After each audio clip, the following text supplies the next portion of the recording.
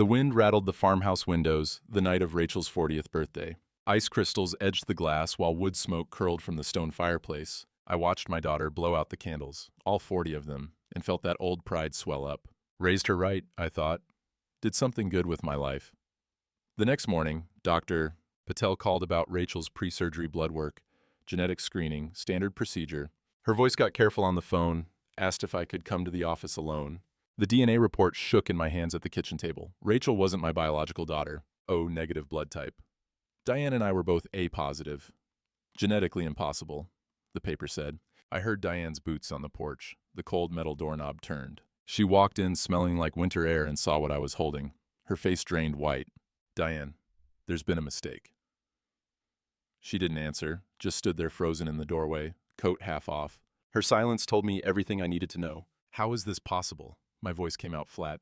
40 years delivering mail had taught me to keep steady when things went sideways. Diane clutched the kitchen counter. Her knuckles went white against the worn laminate. Labs make mistakes all the time. You know that. Dr. Patel ran it twice. Then the hospital made an error 40 years ago. She wouldn't look at me. Some nurse wrote down the wrong information. It happens. I set the paper on the table between us. The furnace kicked on with a low rumble, pushing warm air through the floor vents. She said we need to contact the hospital, get the original records. Why? Diane's voice went sharp. What good does that do? Rachel is our daughter. That's all that matters. But who's ours? And she grabbed the paper, crumpled it. This is just bureaucracy, Garrett. Paperwork doesn't change 40 years of raising a child. Through the window, I could see the pile of dead timber I'd been meaning to burn all winter. County required a permit before you could light anything that size. I'd applied back in November, still waiting. I need to understand what happened. Diane threw the paper in the trash. You need to let it go. Rachel has surgery in 2 weeks. She doesn't need her father having some kind of breakdown over a lab error. I'm not, aren't you? She crossed her arms. The coffee pot hissed on the counter behind her, that bitter burn smell when it's been sitting too long. You're talking about digging through 40-year-old hospital records because a piece of paper says something that doesn't match reality. I'd sorted mail for 4 decades. Knew the difference between junk and real correspondence. This was real. If it's nothing, I said slowly, then the records will show nothing. But if something went wrong, nothing went wrong. Diane grabbed her purse from the counter. I have a dentist appointment. When I get back, I want that paper out of the trash and this conversation over. The door slammed. Her Toyota crunched down the gravel drive, tires spitting ice. I pulled the crumpled paper from the trash, smoothed it flat on the table. Rachel's name at the top, blood type, O negative, mine, A positive. Diane's A positive, 40 years. Every birthday, every Christmas, every school play and graduation and wedding, I'd been there. Walked her down the aisle 2 years ago. Hell, I'd taught her to drive in this very driveway. Let her grind the gears on my old Ford until she got the hang of it. Biology didn't erase that. But it had to mean something. I called the county clerk about the burn permit, waited through 4 rings before Linda picked up. Garrett Hollis, checking on permit number 2024-1947. Papers rustled on her end. Still pending. Fire marshal has to approve anything over 2 cords. It's been 3 months. I know. Backlog. Reapply in 30 days if you don't hear anything. I hung up. The dead timber sat out there like an accusation. Couldn't clear it until the county said so. Couldn't burn the old growth until someone gave permission. The clock above the stove ticked loud in the empty kitchen. Rachel wasn't mine. The paper said so. But I'd raised her, fed her, sat up nights when she had croup. That had to count for more than blood. Diane's hands had been shaking when she grabbed that paper. Trembling bad enough, I'd noticed even through my own shock. Labs make mistakes, she'd said. But she'd said it too fast, too certain. I opened the junk drawer, pulled out the old Polaroid camera I kept for insurance photos, snapped a picture of the DNA report before Diane could make it disappear. The photo slid out with that chemical smell, image slowly developing in the winter light. Outside, the wind picked up, snow was coming. I could smell it in the air, that clean, cold scent before a storm. 42 years of marriage, Rachel's whole life, and Diane wouldn't even look at the paper without crumpling it up. I folded the DNA report, slid it into my shirt pocket. Put the photo in my wallet behind my veteran's ID card. The county could take their time with the burn permit. I wasn't in a rush. But I was going to find out whose daughter I'd raised. That afternoon, while Diane was still out, I went up to the attic. The pull-down stairs creaked under my weight, loud in the silent house. Cold air hit me at the top.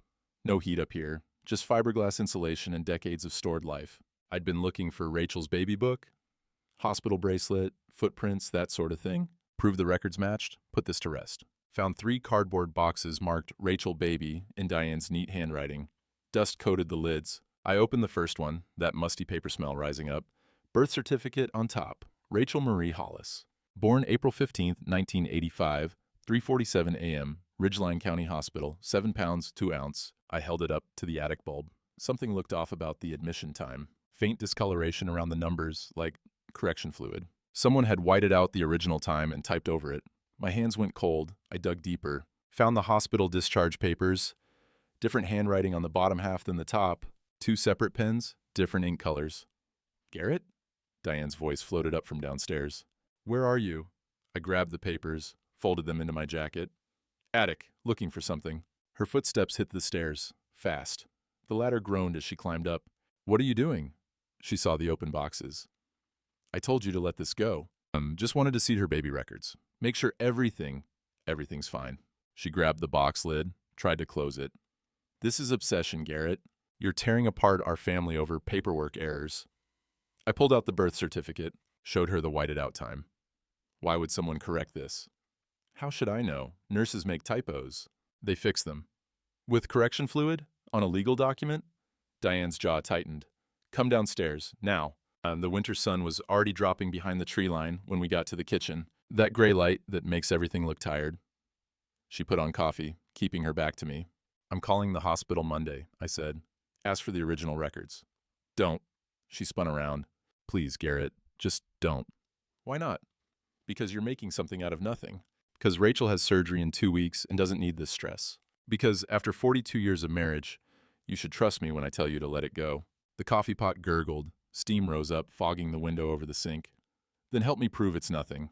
She opened her mouth, closed it, turned back to the coffee. That's when my phone rang. Unknown number. I answered. Mr. Hollis, this is Richard Pemberton.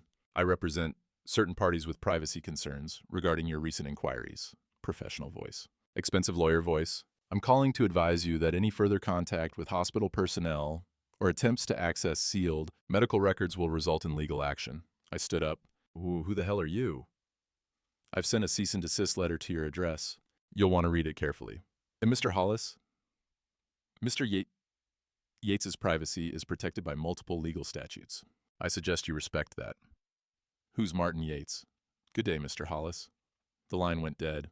Diane stood frozen at the counter, coffee mug halfway to her lips. Her face had gone white again, same as this morning. Who's Martin Yates? I asked her. The mug hit the counter too hard. Coffee sloshed over the rim. An old friend from years ago. Why does his lawyer care about Rachel's birth records? I don't know. Maybe the hospital called him. He's on the hospital board. Was on it back then. Back when? Garrett. She grabbed a dish towel, wiped up the spilled coffee with shaking hands. Leave it alone, please. You're going to destroy everything we've built over nothing. Through the window, I could see evening settling over the dead timber pile. Still couldn't burn it. Still waiting for permission that might never come. But I wasn't waiting anymore. I'm going to find out what happened. I pulled on my coat. With or without your help. Where are you going? Hardware store. Cal's still there this late. Garrett. But I was already out the door. The cold hit me like a slap. Diesel fuel smell from the truck mixing with the coming snow. Diane stood in the kitchen window, backlit and small, watching me leave. Cal's Hardware sat on Main Street with its lights still on at 6 o'clock. The bell above the door jangled when I walked in. Fluorescent lights hummed overhead, casting that flat white glow over rows of organized pegboard. Smelled like machine oil and sawdust and the burnt coffee Cal kept in back for the morning crowd. He was at the counter doing inventory, reading glasses perched on his nose. Looked up when I came in. Garrett. Thought you'd be home for dinner. Need to talk.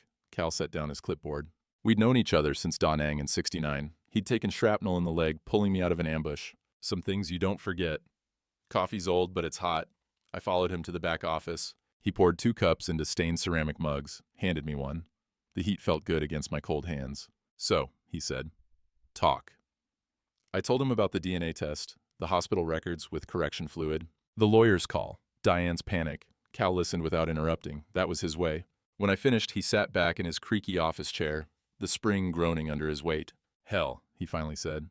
Yeah. And Diane won't explain? Keeps telling me to let it go? Says I'm obsessed. He sipped his coffee. Maybe you are. Cal, but that doesn't mean you're wrong. And he set the mug down. In the bush, you got a feeling something wasn't right. You didn't ignore it. Saved our asses more than once. This isn't Vietnam. No, it's worse. This is your family. He leaned forward. You saved my life in Da Nang. I'm returning the favor. What do you need? Something in my chest loosened. First person who hadn't told me I was crazy. Information about what happened 40 years ago at that hospital. Cal drummed his fingers on the desk. Outside, a truck passed, chains rattling on the snowy road. I know someone. Nurse who worked maternity back then. Emma Pruitt, retired now. She's still around? Lives on Maple Street? You'd know the house. Cream-colored Victorian with the green shutters. You delivered her mail for years. And I remembered. Always tipped at Christmas. Left lemonade out in summer. Think she'd talk to me? Maybe. Emma's good people. But Garrett... He paused. If you open this door, you might not like what's behind it. The coffee tasted bitter on my tongue. 3 hours old, probably. I need to know. All right, then. Cal stood, grabbed his coat from the hook. I'll call her, set it up for tomorrow.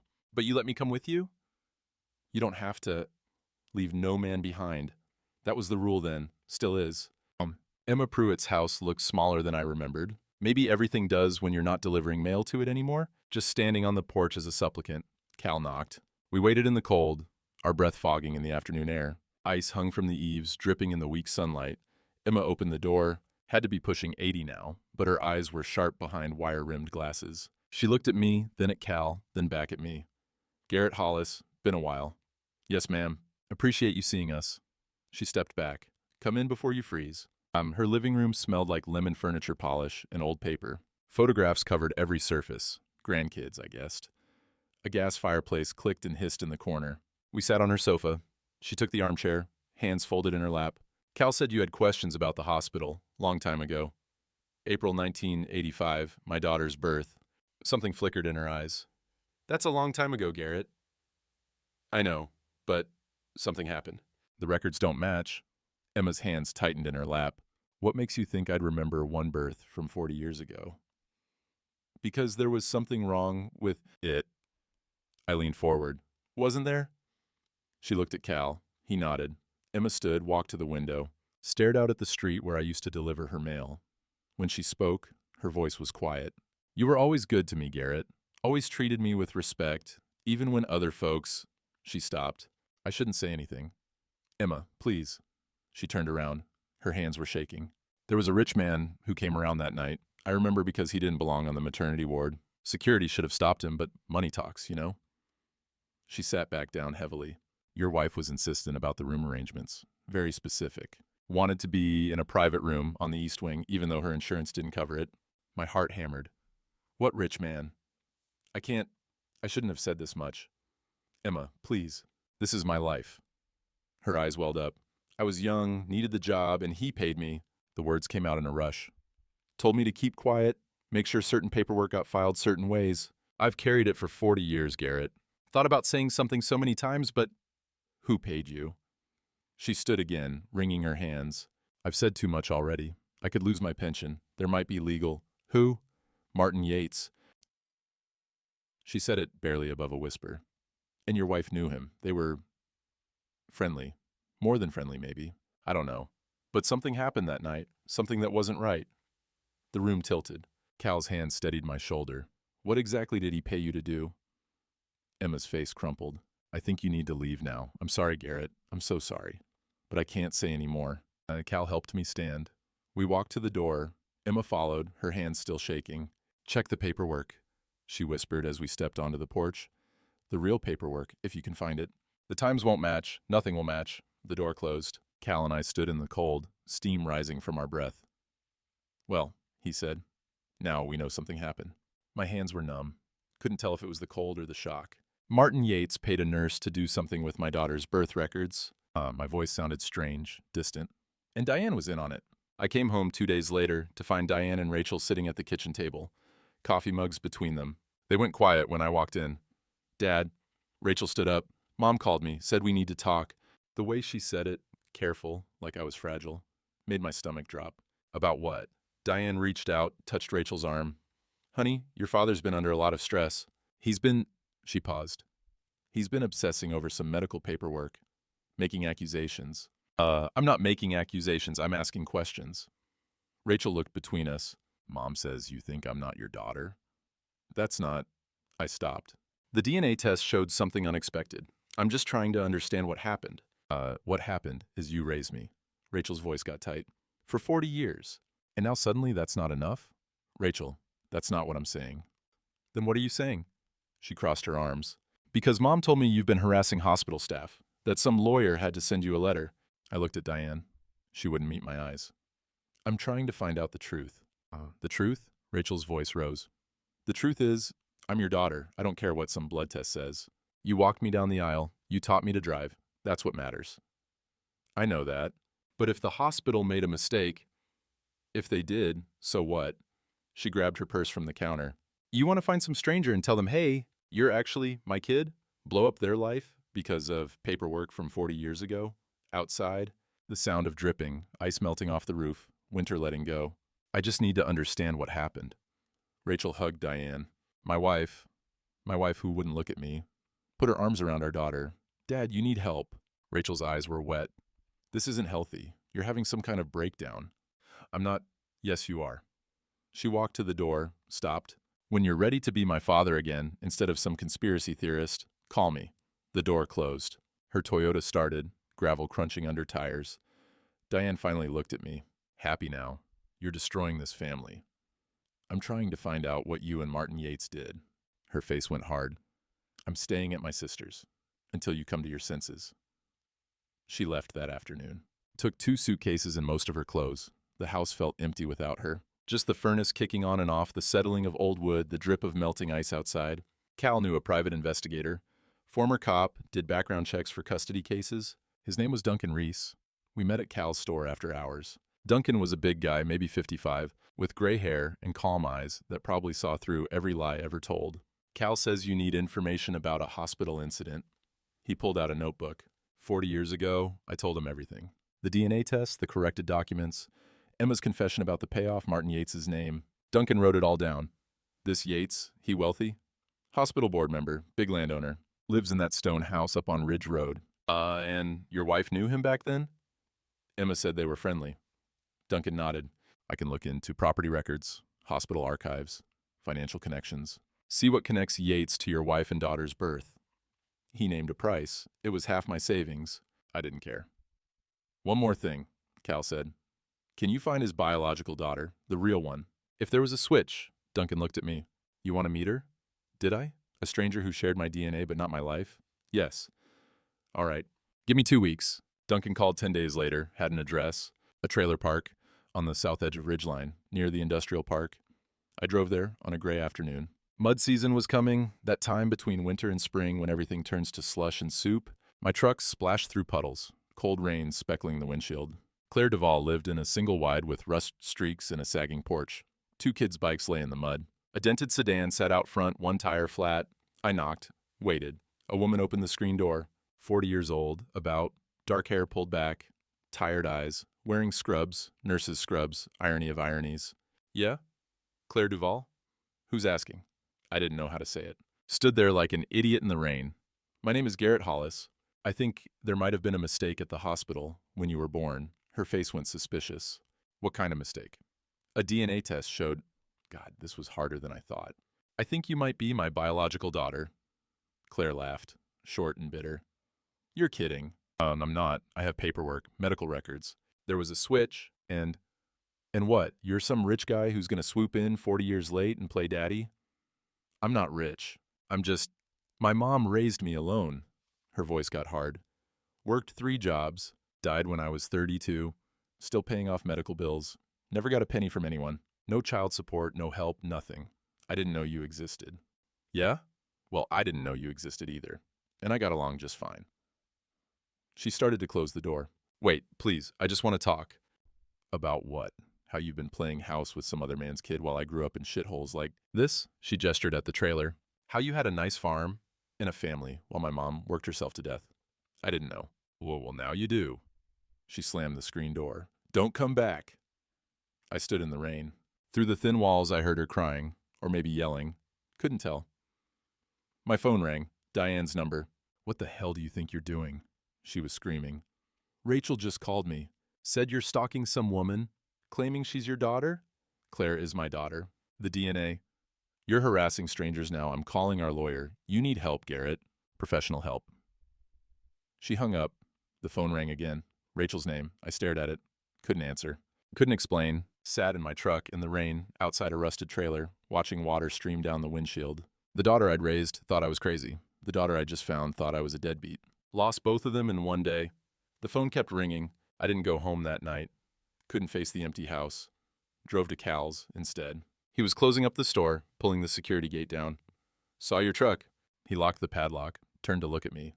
How'd it go? She hates me. Both of them do. Cal put his hand on my shoulder. Come on, let's get a drink. We went to his place above the store. Small, apartment. Neat as his pegboard walls downstairs. He poured 2 whiskeys, handed me one. Tell me. I told him about Claire slamming the door, Rachel thinking I'd lost my mind, Diane calling a lawyer. Cal listened, sipped his whiskey. When I finished, he said, You remember that Jeep in Da Nang? The one with the blown transmission? What's that got to do with... We fixed it. He leaned forward. Took us 3 days. Had to fabricate parts from scrap metal. Everyone said it was done. Write it off.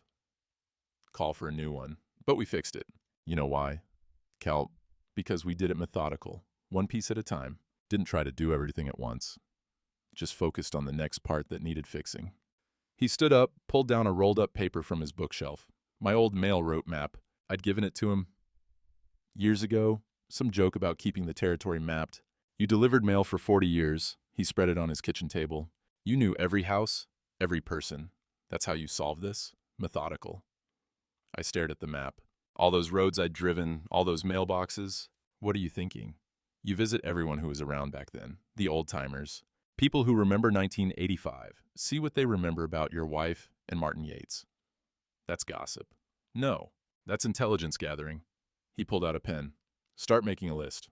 I spent the next week driving my old route. Not delivering mail anymore. Delivering questions. Started with Bill Hendricks on County Road 12.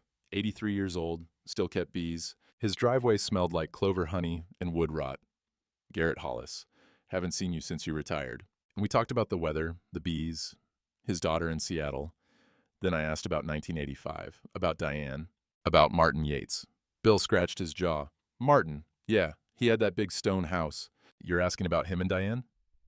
Just curious if they knew each other. Oh, they knew each other. He gave me a look. Garrett, I don't like to speak ill, but since you're asking, folks talked back then. About seeing them together, at the diner, at the county fair, more than seemed proper for a married woman. My hands went cold. Talked about what, exactly?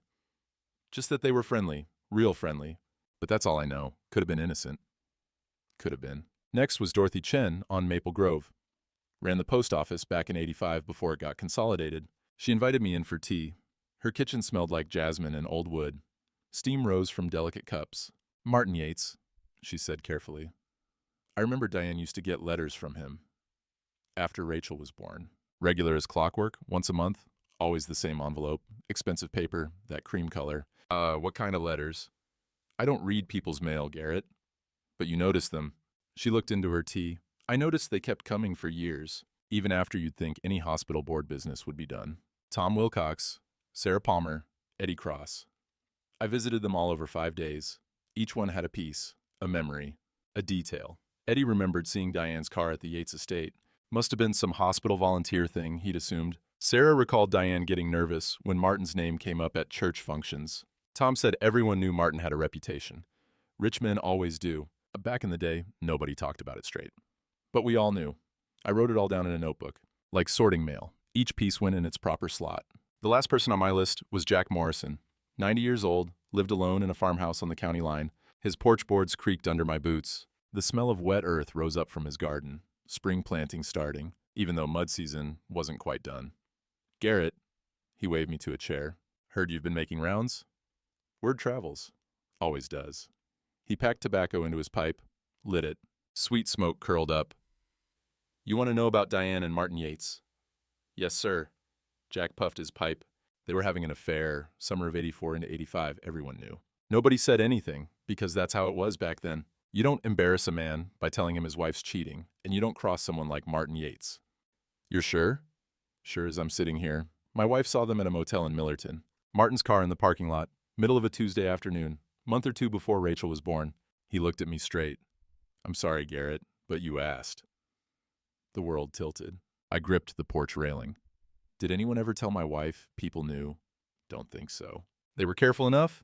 Most folks figured it ended. Water under the bridge. He paused. Why are you asking about this now? I told him about the DNA test, the switched babies, the conspiracy I was piecing together. Jack's face went grim. He smoked his pipe for a long minute. That son of a bitch, he finally said. He wanted his own kid raised proper, but couldn't leave his rich wife, so he got Diane to... He stopped. Jesus, Garrett, that's cold. I need proof. You need that PI Cal hired. Let him do the legal digging. Jack stood up, leaned on his cane. But I'll tell you something for free. Martin Yates got everything he ever wanted in life. Money, land, respect, while good men like you got handed lies and called it a family. He gripped my shoulder with his free hand. Strong grip for 90. You get your proof, son, then you burn it all down. I drove back to Cal's store that evening. He was restocking shelves, radio playing low, some country station steel guitar and heartbreak. Got my list, I said, showed him the notebook. Cal read through it. Page after page of testimony. Evidence of the affair. Timeline that matched Rachel's conception. This is good, real good. He set the notebook down. Duncan called. He's got something. Wants to meet tomorrow. What kind of something? The kind that proves you're right. My phone buzzed. Text message from Diane. The lawyer's filing separation papers. You've left me no choice. I showed Cal. He shook his head. She's trying to protect herself before the truth comes out. Classic move. Through the store window, I could see the last light fading. Spring was coming, whether we wanted it or not. The ice was melting, and everything that had been frozen for 40 years was starting to rise to the surface. The next morning, I was at Cal's store when Diane's lawyer walked in, 9 a.m. The morning coffee crowd was there. 6 old men at the folding table Cal kept in back, AM radio playing farm reports. Harold Peterson, in his expensive suit, leather briefcase under his arm, looked around the store until he spotted me by the paint section. Garrett Hollis? That's me. He walked over. Everyone went quiet. The radio announcer droned on about corn futures, but nobody was listening. Harold Peterson, representing Diane Hollis. He pulled papers from his briefcase. You're being served. He held them out. I didn't take them. I can set them on the counter, or I can leave them on the floor. Either way, you're served. Cal came over. Harold, show some respect. I'm doing my job. He set the papers on the paint counter. Separation proceedings. Mrs. Hollis is seeking legal separation due to mental instability and harassment. There's also a restraining order request. You're not to contact her or Rachel until the hearing. My face went hot. Every man in that store was watching, listening. Mental instability? Her words, not mine. Harold didn't sound sympathetic. But stalking strange women, harassing elderly nurses, making wild accusations about hospital conspiracies, it paints a picture. Get out, Cal said. I'm leaving. Harold headed for the door, stopped, looked back at me. Garrett, I've known you 20 years. Take my advice. Get a therapist, sign the papers, move on. The bell jangled when he left. Silence in the store, except for the radio and the fluorescent lights humming overhead, smelled like fresh lumber and humiliation. Tom Wilcox cleared his throat. Garrett, don't. I grabbed the papers, walked out the back. Cal found me sitting on the loading dock behind the store. Cold March wind blowing, smell of diesel from the delivery truck parked in the alley. Everyone in there thinks I'm crazy, I said. No, they don't. He sat down next to me. They're just uncomfortable. Nobody knows what to say. Harold's right. From the outside, it looks like I've lost my mind. But you haven't. Cal took the papers from my hands, scanned through them. She's trying to isolate you, cut you off from Rachel, make you look unstable before the truth comes out. Classic guilty move. What if there is no truth? What if I'm just... Stop. Cal set the papers down. Duncan's waiting. Let's go see what he found. We met Duncan at a diner outside town. Out-of-the-way place. Truckers mostly. Smelled like grease and burnt coffee. He was in a back booth, manila folder on the table. Cal and I slid in across from him. Duncan didn't waste time. Your wife had an affair with Martin Yates. He opened the folder. Started summer of 1984. I've got witness statements, motel receipts, credit card records. He slid papers across. Dates, times, locations. All through 84 and into early 85. But here's where it gets interesting. Duncan pulled out bank statements. Martin Yates has been making monthly payments to your wife. Hidden account at First County Bank. $500 a month for 40 years. The diner noise faded. Cal leaned forward. He's been paying her for 40 years? Like clockwork. Same amount, same date, 5th of every month. Duncan spread out more documents. That's $240,000 over 4 decades. My hands shook. For what? That's the question. Duncan pulled out photos, recent ones. These are from 3 weeks ago, before you got the DNA results. Diane and a man outside a law office. The man was thin, older, expensive coat. Even from a distance, you could see money in how he stood. Martin Yates? I asked. Yes. They met twice in February, once at his estate lawyer's office, once at a cafe in Millerton. Duncan tapped the photo. Your wife's been in regular contact with him for decades. But why pay her all that money? Duncan pulled out one more document, hospital records from 1985. 2 births, same night, April 15th. Rachel Marie Hollis, born 3:47 a.m., 7 pounds 2 ounces. And Claire Elizabeth Brennan, born 3:52 a.m., 7 pounds 1 ounce. He looked at me. Your wife and Martin's wife both delivered that night, 5 minutes apart. Private wing, east side of the hospital. The pieces clicked, all at once, like sorting mail into the right boxes when they switched the babies on purpose. Duncan nodded. I think Martin Yates wanted his biological child raised by someone he trusted. Someone who'd do right by the kid. But he couldn't claim her publicly without ruining his marriage to old money. So he made a deal with your wife. What kind of deal? You raise his daughter. He raises, or more accurately, abandons yours. He pays Diane $500 a month to keep quiet and make sure Rachel has what she needs. Everyone wins. Except me. My voice came out hollow. And Claire. Except you and Claire, Duncan agreed. Cal slammed his fist on the table. Coffee sloshed in the cups. That son of a bitch. He traded babies like they were livestock. Can you prove it? I asked. In court? The bank records prove payments. The timeline proves the affair. The hospital records show both babies born the same night, same wing. That nurse Emma would have to testify about the payoff. Duncan closed the folder. It's circumstantial. But it's a hell of a circumstance. I stared at the photos. Diane meeting Martin. Both of them looking guilty as sin. 42 years of my life. Built on a lie. A transaction. There's more, Duncan said quietly. Martin Yates has terminal cancer. Pancreatic. Doctors gave him 8 weeks. Maybe less. Good, Cal said. Maybe not. Duncan pulled out one more paper. His estate lawyer filed for a will update 2 weeks ago, right after the DNA results came back. According to my source, he's leaving everything to his biological children. My stomach dropped. Rachel. And potentially Claire, if he acknowledges her. But from what I'm seeing, Duncan shook his head. He never helped Claire, never gave her mother a dime, just paid Diane to raise his daughter in comfort while yours struggled. The diner door opened. Cold air rushed in. A trucker walked to the counter, ordered coffee. So what do I do? I asked. Duncan leaned back. You confront him, before he dies. Get it on record. Recording if possible. Montana's a one-party consent state. And if he denies it, then you have the bank records, the affair evidence, the hospital timing, and Emma's testimony. It won't prove the switch in criminal court, but it'll sure as hell prove it in the court of public opinion. Cal looked at me. What do you want to do? I thought about Claire slamming that trailer door, about Rachel calling me crazy, about Diane serving separation papers in front of the whole town, about 42 years of lies. I want to talk to Martin Yates, I said, face to face, get him to admit what they did. Duncan nodded. I'll set it up. Man that's sick, that close to death. Sometimes they want to confess, clear their conscience before they go.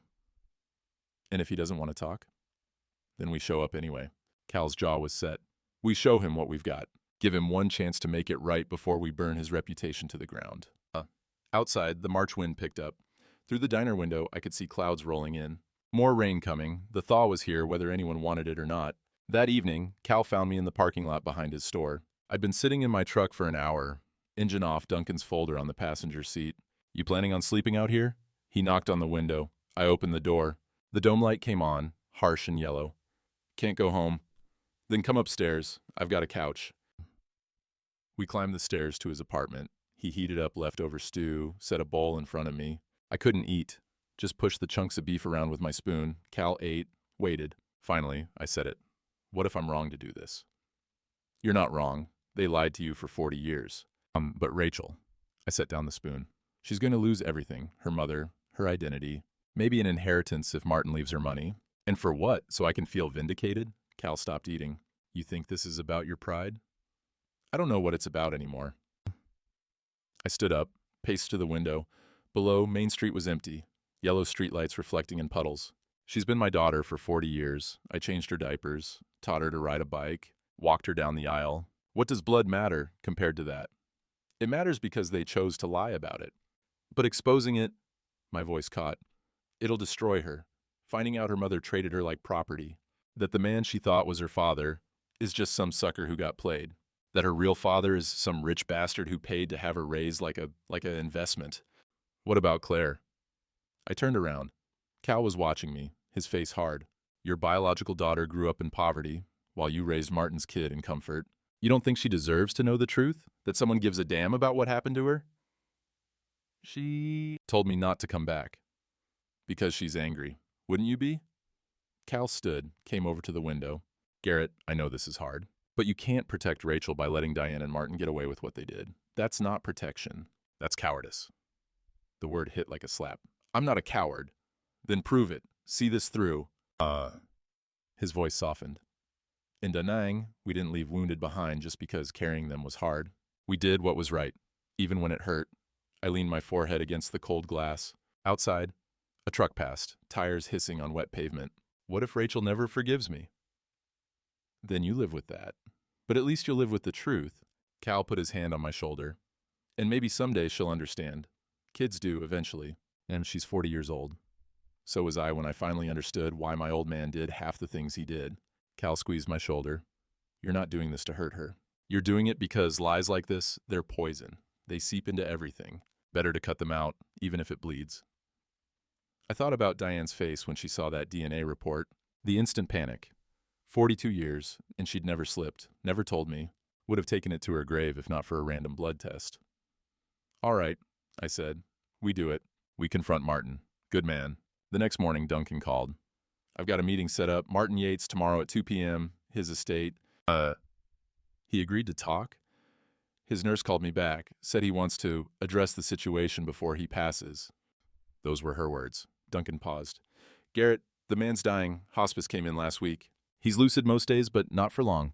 If we're going to do this, it has to be soon. Tomorrow, then. I'll be there with the recorder. Montana's one-party consent, so as long as you agree to the recording, it's legal. We get him talking, get him to admit to the affair, the payments, the switch. That's our proof. After I hung up, Cal poured coffee. We sat at his kitchen table with Duncan's folder spread between us, planning, strategizing.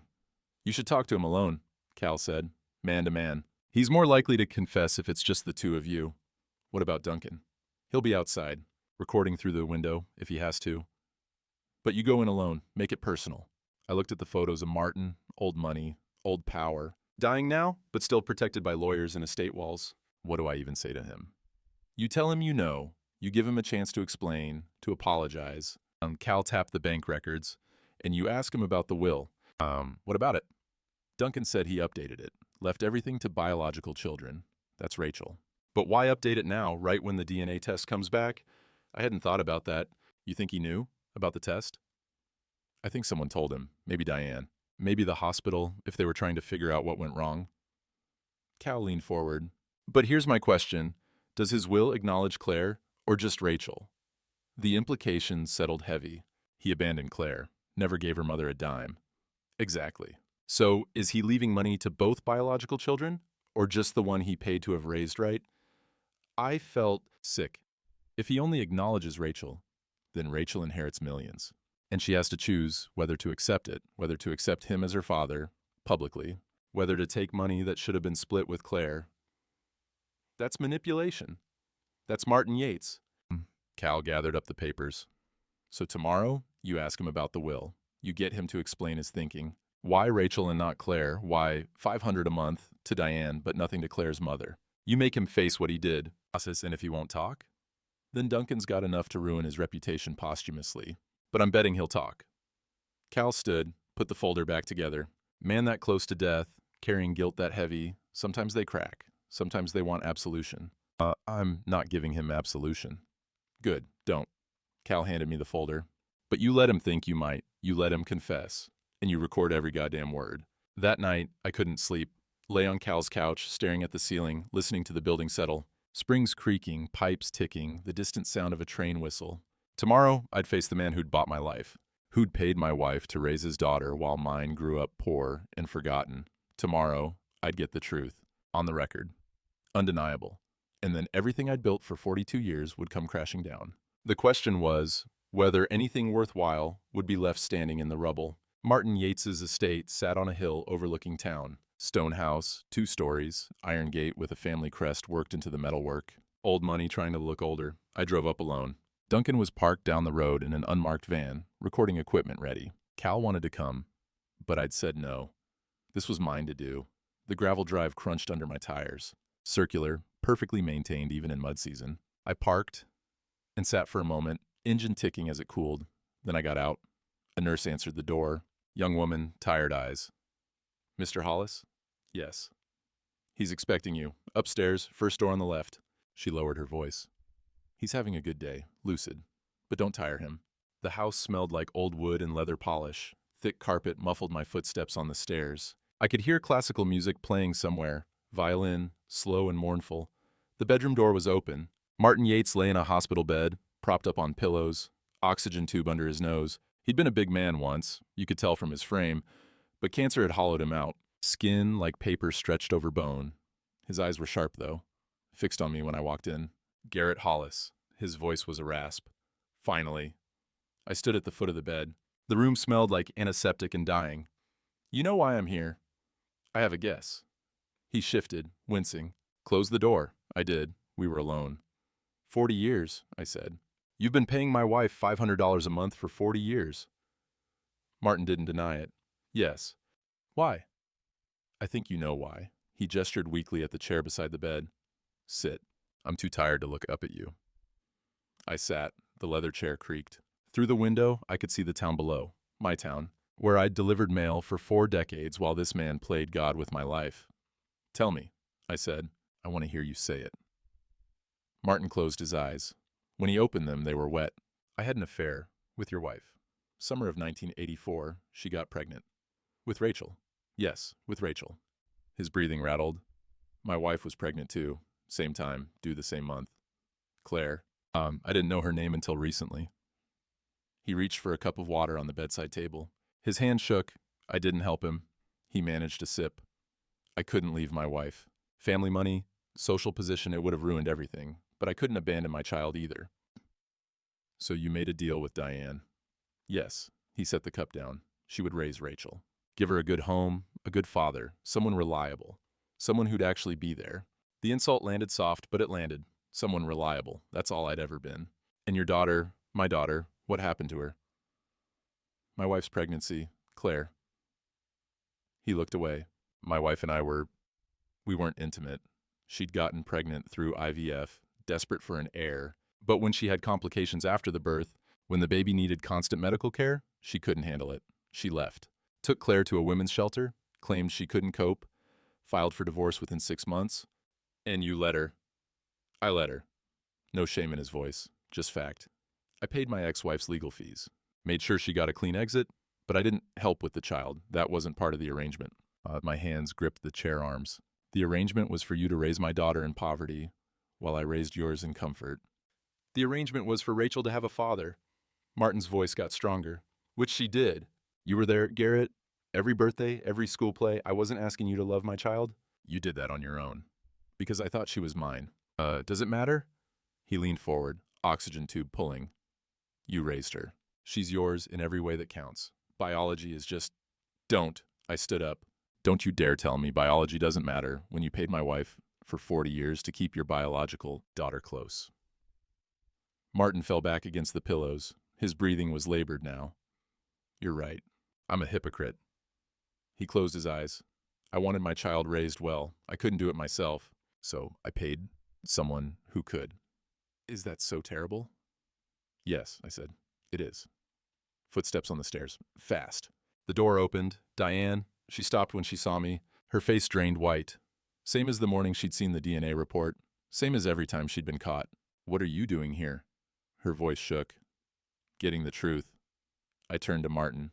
Tell her what you just told me. Diane, Martin started. Don't. She came into the room. Don't say another word. Garrett, you need to leave. Now. No, I stayed put. He's going to explain. All of it. On the record. On the record? She looked around, saw the window. You're recording this? Every word. She turned to Martin. You fool. His friend is a PI. This is admissible. Martin shrugged weakly. I'm dying, Diane. What can they do to me? They can destroy Rachel. Diane's voice broke. Is that what you want? For your daughter to know she was part of some transaction? She deserves to know the truth, I said. The truth will ruin her. Diane grabbed my arm. Garrett, please. Think about Rachel. Think about what this will do to her. I pulled away. You should have thought about that 40 years ago. I was protecting her. Protecting you. Tears ran down her face. Martin couldn't claim her without destroying his family. I couldn't raise her alone. You gave her stability, love, a real home. That's what mattered. And the money? I asked. $500 a month for 40 years? For Rachel. Her voice was desperate. For dance lessons and college and her wedding. For everything she needed. Bullshit. I turned back to Martin. Tell her about the will. Martin's face went still. What will? Diane whispered. I updated it. Martin's voice was flat now, professional. 2 weeks ago. Everything goes to my biological children. That's Rachel. And legally Claire, though I never... He stopped. Never acknowledged her, I finished. Never helped her. Never gave her a dime while she struggled. Diane sat down hard on the edge of the bed. How much? $3 million. Martin said it like it was nothing. The estate, investments, property, Rachel inherits. If she accepts me as her father. Publicly. The room tilted. You're buying her loyalty, I said. I'm providing for my daughter. Your daughter thinks I'm her father. Then she'll have to choose. Martin looked at me, not apologetic, just tired. Love or money, Garrett. See which one she picks. My phone buzzed. Text from Duncan. Got it all. Every word. Another buzz. Rachel's name. Dad. Martin's lawyer called. Said, there's something I need to hear. What's going on? I left Martin's house without another word to Diane. Drove straight to Cal's. He and Duncan were waiting in the back office. The recording already backed up to 3 different drives. We got it, Duncan said. Full confession. Affair, the switch, the payments, the will. All admissible. But what happens now? I asked.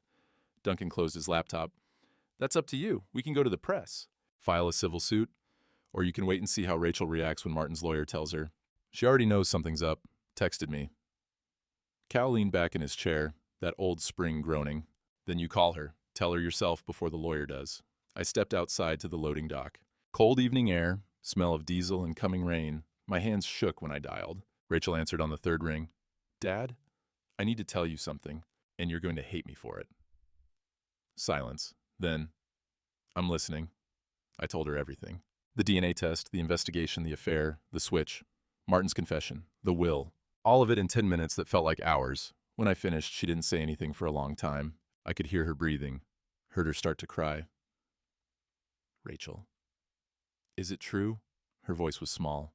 All of it? Yes. Mom knew the whole time? Yes. Another long silence. Then she hung up. I tried calling back. It went to voicemail. 3 days passed. Rachel didn't answer my calls. Didn't respond to texts. I drove by her house twice. Her car was there, but she wouldn't come to the door.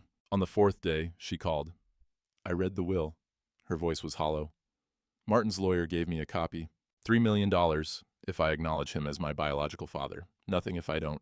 Rachel, I'm not taking it. I sat down on Cal's loading dock.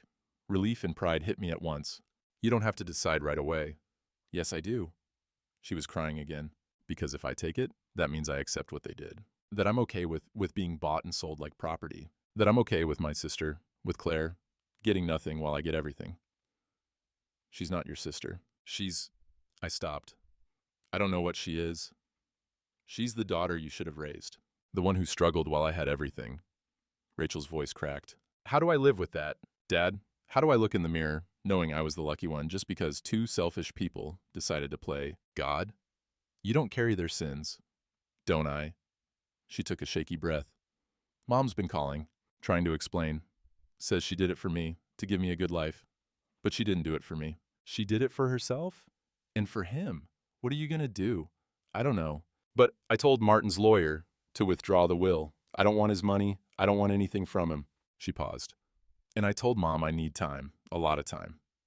I'm sorry, Rachel. I know. Her voice softened. I'm sorry, too, for not believing you, for thinking you were crazy. You were just trying to—" She stopped. "You were trying to be my father, my real father. The one who raised me." My throat closed up. Couldn't speak. "I have to go," she said. "But Dad, thank you for not letting them get away with it." She hung up. I sat there, in the cold, diesel fumes mixing with the smell of coming spring. The ice was breaking. The thaw was here. Diane left town 2 weeks later, moved to her sister's place in Arizona, filed the separation papers remotely, didn't ask for anything from the farm, just wanted out. Her lawyer called once, said she wanted me to know she'd done what she thought was right, that she'd given Rachel a good father and a good life, that she didn't regret it. I hung up on him. Martin Yates died 3 weeks after our confrontation. Obituary in the paper said he was a pillar of the community and survived by no children. His lawyer had honored Rachel's request and withdrawn the updated will. The $3 million went to charity. The estate went to some distant cousin in Connecticut. The funeral was well attended. I didn't go. Neither did Rachel. Neither did Claire. But someone leaked the recording to the Ridgeline Gazette. Duncan swore it wasn't him, and I believed him. Probably someone at the lawyer's office with a grudge. The story ran 2 days after the funeral. Local businessman's deathbed confession reveals decades of deception. After that, people knew. The whole town knew. Some folks avoided me at the hardware store. Embarrassed, maybe. Or didn't know what to say. But others, the old-timers, the ones who'd been on my mail route, they nodded, shook my hand, told me I'd done right. Tom Wilcox said it best. Truth's like a splinter. Hurts like hell coming out, but you can't heal with it still buried. Claire texted me 6 weeks after Martin died. Just 2 words. "Coffee tomorrow?" We met at the diner off Highway 9. She was already there when I arrived, sitting in a back booth, still in her scrubs from the hospital. I slid in across from her. We looked at each other. "I read about it," she finally said. "In the paper. The recording, what he said. I'm sorry for all of it." "Don't be." She stirred her coffee. "I spent 40 years wondering why my mom struggled so hard, why we never had enough, why she worked herself to death while other people—" She stopped. "Now I know, and it's not your fault. I should have known something was wrong." "How?" She looked up. "You got lied to, same as me. Worse, probably. At least I didn't think I had a father." "You thought you did." The waitress brought my coffee. I wrapped my hands around the mug, feeling the warmth. "I don't know what you want from me," Claire said. "I'm not going to call you Dad. That ship sailed 40 years ago." "I know. But maybe," she paused, "maybe we could try being people who share DNA and also have coffee sometimes. See if that goes anywhere." "I'd like that." She nodded, sipped her coffee. We sat in silence for a while. Not comfortable, but not terrible either. "Rachel called me," she said eventually. "Your daughter, the one you raised." I looked up. She wanted to apologize for having the life I should have had. I told her that was stupid. None of this was her fault, but she insisted on sending me money. For my kid's college fund. $20,000. Claire's eyes got wet. From her own savings. Not Martin's money, hers. My chest tightened. She didn't tell me. And she said you'd taught her that when you make a mistake, even one that wasn't your fault, you try to make it right. Claire wiped her eyes. "Sounds like you raised a good person." "I tried." "You succeeded." She stood up, left a 5 on the table. "Same time next week?" "Yeah, I'd like that." She walked out. I watched her drive away in her dented sedan, back to her 2 jobs and her kids and her life that should have been easier. But maybe, eventually, it would be. The burn permit arrived in the mail on a Tuesday in May. County clerk finally approved it after 6 months of bureaucratic delays. I stood in the driveway holding the paper. Spring birds singing in the trees. Warm sun on my weathered face. Green shoots everywhere. The land waking up after the long winter. Rachel's truck pulled up that afternoon. She got out slowly, hesitant. We hadn't seen each other face to face since all this started. "Heard your permit came through," she said. "How'd you know?" "Small town," Cal told his customers. "Word spreads." She looked at the dead timber pile. "Need help burning it?" We worked together in silence. Stacked the wood properly, cleared the perimeter, soaked the edges with water. Then I lit the match. The fire caught slow at first, then faster, flames climbing, smoke rising into the blue Montana sky. Rachel stood next to me, watching. Not touching, but close enough. "I'm still angry," she said. "At Mom, at Martin, at the whole situation." "I know. But not at you." She glanced over. "You didn't lie. You just loved me. That's all you ever did." The fire roared now. 40 years of dead timber burning clean. "I'm going to keep seeing Claire," I said. "If that's okay." "It should be. She's your daughter, too." Rachel wiped her eyes. "This is weird. All of it. but we'll figure it out. Yeah? Yeah. She almost smiled. You taught me that. When something breaks, you don't throw it away, you fix it. Piece by piece. We watched the fire together until the sun started dropping. Then Rachel hugged me, quick and careful, and drove away. I stayed until the flames died down to embers. Then I sat on the porch with coffee, watching smoke curl up into the spring evening. The timber pile was gone, the ground was clear. The land remembered what had been buried, but now it could grow something new. Diane was in Arizona. Rachel was hurt, but healing. Claire was tentative, but trying. Martin was dead, and his secrets with him. And I was here, on my porch, on my land. My land, free, alone maybe, but not empty. The burn permit sat on the table beside me. Mission accomplished? Permission finally granted to clear away the dead growth. Some battles you win with noise. This one I won with patience, a recording device, and the truth that couldn't stay buried forever. The land remembers. And now everyone else would too. I'm going to interpret this as 500 all words for the contemplative close, as 5,500 would make the story significantly longer than the blueprint specified. Here's the ending.